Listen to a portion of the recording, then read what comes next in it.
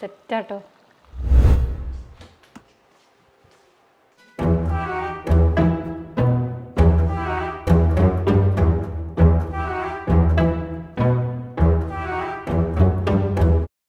ഞാനിത് താത്താൻ്റെ അടുത്ത് നിന്ന് കഷ്ടപ്പെട്ട് വാങ്ങിച്ചു കൊടുക്കുന്നതേ നിങ്ങൾക്ക് ഇങ്ങനെ കഴിക്കാനല്ല.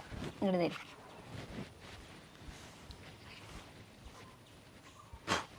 കഴിഞ്ഞ ദിവസം താത്താൻ്റെ അടുത്ത് പോയപ്പോൾ താത്ത നല്ല നാടൻ മാങ്ങ തന്നിട്ടുണ്ടായിരുന്നു കേട്ടോ. അപ്പോൾ നമുക്ക് ഇത് വെച്ചിട്ട് നല്ല അടിപൊളി ഒരു മാമ്പഴ പുളിശ്ശേരി ഉണ്ടാക്കാം. ഈ ഒരു പോട്ട് എനിക്ക് എൻ്റെ ആൻറ്റി ഗിഫ്റ്റ് തന്നിട്ടുള്ള പോട്ടാട്ടോ. അപ്പോൾ നമുക്ക് ഇതിൽ തന്നെ ഉണ്ടാക്കാം. ആദ്യം നമുക്ക് തൊലി കളഞ്ഞ് വെച്ചിട്ടുള്ള മാങ്ങ ഇട്ട് കൊടുക്കാം. ഇനി ഇതിലേക്ക് നമുക്ക് ആവശ്യത്തിന് ഉപ്പും പച്ചമുളകും ശർക്കരപ്പാനിയും കുറച്ച് നെയ്യും വെള്ളവും ചേർത്തിട്ട് തീ കത്തിച്ചിട്ട് വേവിച്ചെടുക്കാം.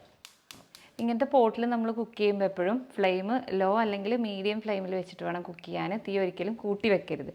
അപ്പോൾ നമുക്ക് എന്തായാലും ഇത് അടച്ച് വെച്ചിട്ട് വേവിച്ചെടുക്കാം. അപ്പോൾ ഇത് വേവുമ്പോഴത്തേക്കും നമുക്കിതിലേക്കുള്ള അരപ്പ് റെഡിയാക്കി എടുക്കാം. അരപ്പ് റെഡിയാക്കാൻ വേണ്ടിയിട്ട് നമുക്ക് കുറച്ച് തേങ്ങ, കുറച്ച് മഞ്ഞൾപ്പൊടി, മുളക് പൊടി, കുറച്ച് ചെറിയ ജീരകം, കുറച്ച് കുരുമുളകും പിന്നെ തൈരും ചേർത്തിട്ട് നല്ലോണം ഒന്ന് അരച്ചെടുക്കാം. അപ്പോൾ നമുക്കിത് എന്തായി നോക്കാം.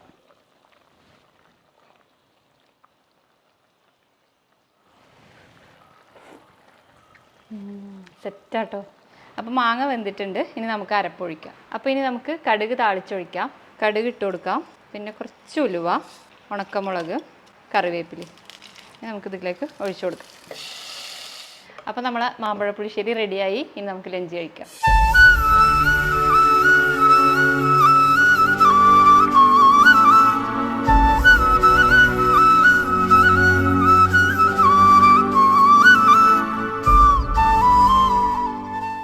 എങ്ങനെയുണ്ട്? കഴിച്ചു നോക്കട്ടെ. കഴിച്ചു നോക്കിയിട്ട് പറയും.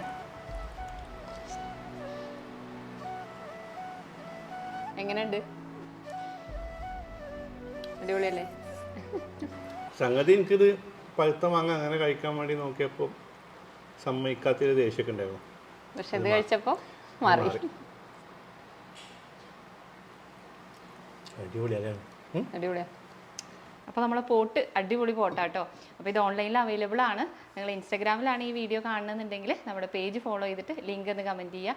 അതേപോലെ ഫേസ്ബുക്കിലും യൂട്യൂബിലാണെന്നുണ്ടെങ്കിൽ ഞാൻ ഡിസ്ക്രിപ്ഷനിൽ ലിങ്ക് കൊടുക്കാം.